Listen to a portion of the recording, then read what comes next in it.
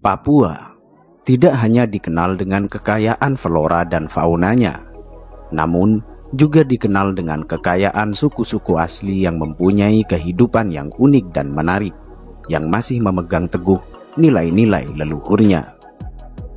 Kelompok suku asli di Papua terdiri dari 255 suku dengan bahasa yang berbeda-beda.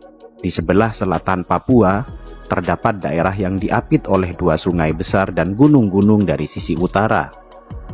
Daerah tersebut dihuni oleh suku pedalaman asli Papua yang dikenal dengan suku Korowai.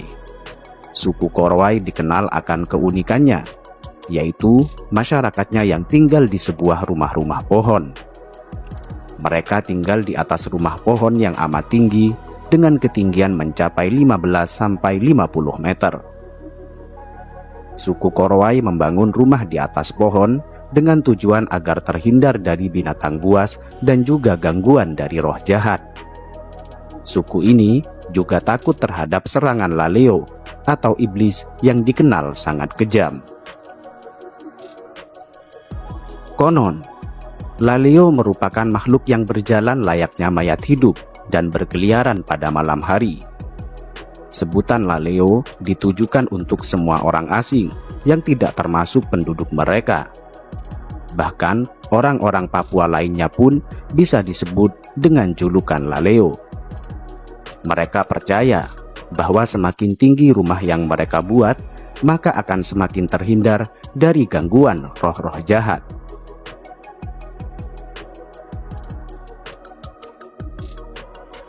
Terlepas dari segala alasan tersebut, suku Korowai begitu menghargai nenek moyangnya.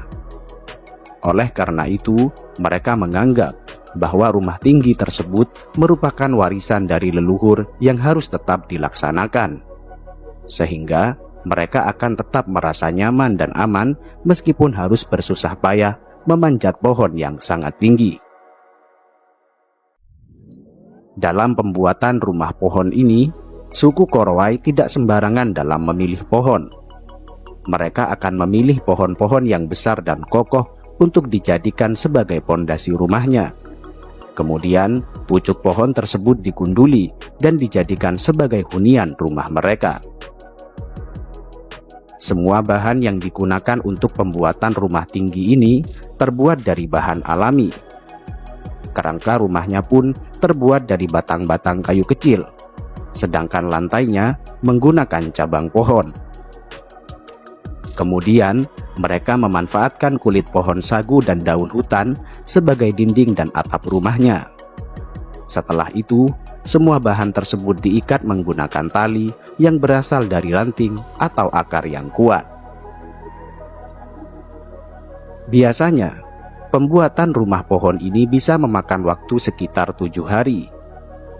Karena suku ini masih memegang teguh adat istiadat leluhurnya, maka sebelum mendirikan rumah tersebut, suku Korowai akan melakukan ritual malam terlebih dahulu guna mengusir roh jahat.